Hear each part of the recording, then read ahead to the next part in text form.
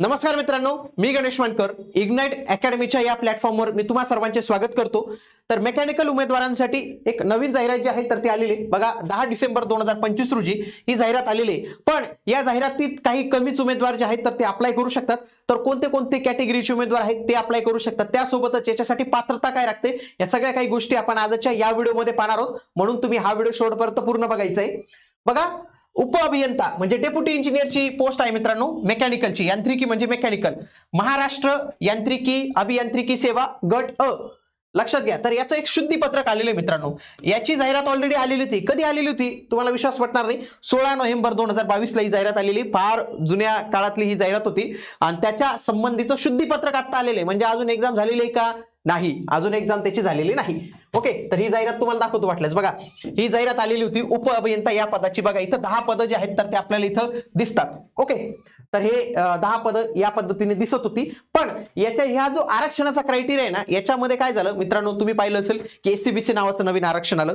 त्याच्यानंतर खूप सारे उमेदवारांच्या कुणबी नोंदी सापडल्या, तर त्यांना ओबीसी आरक्षण ओपन मधून ते तिकडे गेले. त्याच्यानंतर ईडब्ल्यूएस वाल्यांना कुठं कन्वर्ट व्हावं लागलं? एससीबीसी ला कन्वर्ट व्हावं लागलं. तर असे हे नवीन वेगवेगळ्या गोष्टी ज्या आहेत तर त्या झालेल्या होत्या आणि त्या संदर्भातच काय झालेले तर ह्या शुद्धीपत्रक आलेले आणि त्या उमेदवारांसाठी काही प्रोव्हिजन जे आहे तर त्या करण्यात आलेले. तर ते पाहूया. बघा, ओरिजिनल ऍडव्हर्टाइजमेंट मध्ये 10 जागा होत्या. आता आपल्याला किती जागा बघायला मिळतात? आता 9 जागा झाल्या. बघ, ओके, म्हणजे एक जागा काहीतरी कमी झाली. त्याच्यामध्ये जर पाहिलं बघा, अनुसूचित जाती एससी ची 1 जागा, जमातींना जागा नाही, विजेला 1 जागा, एनटीबी ला जागा नाही. आता एनटीबी ला इथं जागा होती का? इथं पण नव्हती. एनटीबी ला जागा नव्हतीच, इथं पण नाही आहे.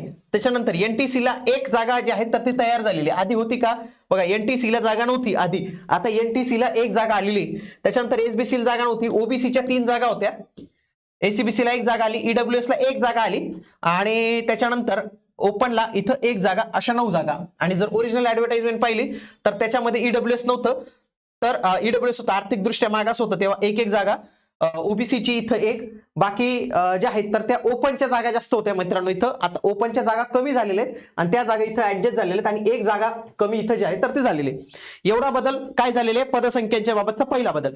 दुसरा बदल, काही उमेदवारांना अप्लाय करता येणार आहे. जसं की बघा, एनटीसीच्या उमेदवारांना आधी जागा नव्हती तर त्यांनी अप्लाय केलं नसेल तर त्यांच्यासाठी आता नव्याने अर्ज करता येतील. कोणासाठी? एनटीसी प्रवर्गातील उमेदवारांना अर्ज करता येणार आहे. पुढे त्याच्यानंतर पुढचा अर्ज कोणाला करता येणार आहे मित्रांनो? लक्षात घ्या, कोणाला? एससीबीसी वाल्यांना अर्ज करता येणार आहे. एससीबीसी चे उमेदवार, लक्षात घ्या, केवळ अराखीव प्रवर्गातून वयाधिक ठरलेल्या सामाजिक दृष्ट्या मागासवर्गीय पात्र उमेदवारांकडून अर्ज जे आहेत तर ते मागवण्यात येते. एससीबीसी चे जे उमेदवार आता त्यांचं एज झालेलं होतं त्यावेळी आणि त्यांना फॉर्म भरता येत नव्हता, तर त्यांना आता इथं फॉर्म जो आहे तर तो भरता येणार आहे, हे लक्षात घ्या. पण पुढे एक अट दिलेली 2023 ची, ती पण एक महत्वाची मित्रांनो. पुढे आता ओबीसीचे काही उमेदवार, लक्षात घ्या, ओपनचे काही उमेदवार ओबीसी मध्ये गेलेले होते आणि त्यावेळी वय जास्त झाल्यामुळे त्यांना अर्ज करता येत नव्हता, तर त्यांना पुन्हा अर्ज जो आहे तो करता येणार आहे, लक्षात घ्या. त्यासोबतच कॅटेगरी पण चेंज करता येणार आहे बरं का मित्रांनो. आता कोणाला ओपन मधून एससीबीसी कॅटेगरी जी आहे तर ती चेंज करता येणार आहे, ओपन मधून ओबीसी कॅटेगरी जी आहे तर ती चेंज करता येणार आहे. तो पण विकल्प जो आहे तो त्यांनी इथं दिलेला आहे. ओके, कॅटेगरी पण चेंज करता येणार आहे आणि वय झालेल्या उमेदवारांना करता येणार आहे, लक्षात घ्या. आता नव्याने अर्ज सादर करणे तसेच अराखीव आर्थिकदृष्ट्या मागास प्रवर्गातून सादर केलेल्या उमेदवारांनी सामाजिक दृष्ट्या मागासवर्गीयाचा अथवा ओबीसीचा विकल्प सादर करण्याबाबत खालील प्रक्रिया कारवाई करावी. आता लक्षात घ्या, जे कोणी एससीबीसी मध्ये येतात ना तर त्यांना एससीबीसी मध्येच राहावं लागणार आहे. त्यांना ईडब्ल्यू ची कॅटेगरी त्यांची चेंज करावी लागणार आहे आणि हे चेंज करणं बंधनकारक करून दिलेले. कोणीही ईडब्ल्यूएस मध्ये राहता कामा नये. जे कोणी एससीबीसी साठी पात्र आहेत तर ते ईडब्ल्यूएस मधलं आरक्षण आता घेऊ शकत नाही. ज्या कोणी उमेदवारांच्या कुणबी नोंदी सापडलेल्या आहेत त्यांनी ओबीसी मधून आरक्षण घ्यावं, ते आता ईडब्ल्यूएस मधून आरक्षण घेऊ शकत नाही, हे इथं स्पष्ट होतं. ओके, एवढ्या काही गोष्टी दिलेल्या आहेत. बघा, अर्ज तुमचे 11 डिसेंबर पासून सुरू होणार आहेत. 26 डिसेंबर हे जे आहेत तर ते त्यामध्ये अर्ज जे आहेत तर ते तुम्हाला इथं करायचे आहेत. याच्यावर आणखी एक डिटेल मध्ये मी व्हिडिओ घेऊन येतो की ज्याच्यामध्ये नेमकं कोण करू शकतं ते एक सगळे सिनेरिओ क्रायटेरिया जे आहे तर ते घेऊनच येऊ मित्रांनो, कारण की हे आता एवढ्या कमी वेळात हे होणार नाही कव्हर. ठीक आहे, बाकी एससीबीसी कोण कोणत्याही परिस्थितीत वगैरे.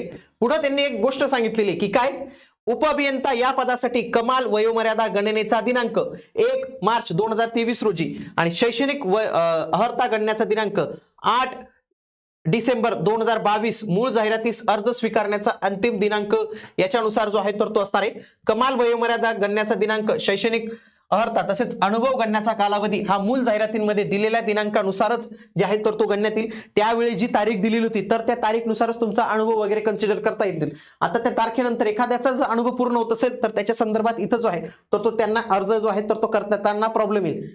ओके, याच्यासाठी पात्रता काय मित्रांनो, पात्रता याच्यात जे आहे तर ती दिलेली आहे. बघा वेतन श्रेणी चांगली, डायरेक्ट तुम्ही उपजिल्हाधिकारी लेवलची वेतन श्रेणी 56,100, 1,77,500, 19 ते 38. आता काही उमेदवारांचं काय झालं मित्रांनो, त्यावेळी ते ओपन मध्ये होते यावेळी, तर ते अर्ज करू शकत नव्हते.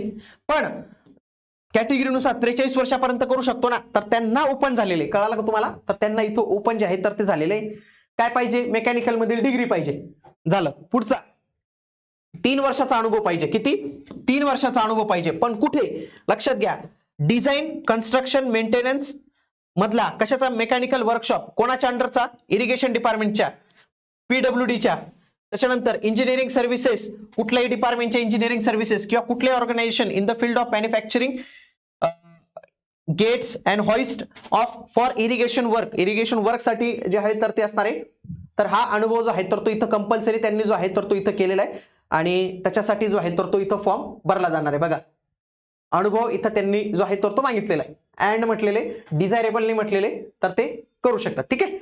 तर या सगळ्या काही गोष्टी ज्या आहेत तर ते इथं त्यांनी दिलेल्या आहेत. येणाऱ्या कालावधीत याच्या संदर्भात काही जे आणखी काही गोष्टी असतील तर ते आपण आणखी तुमच्यासाठी क्लिअर करून घेणार आहोत. 9 जागा आहेत.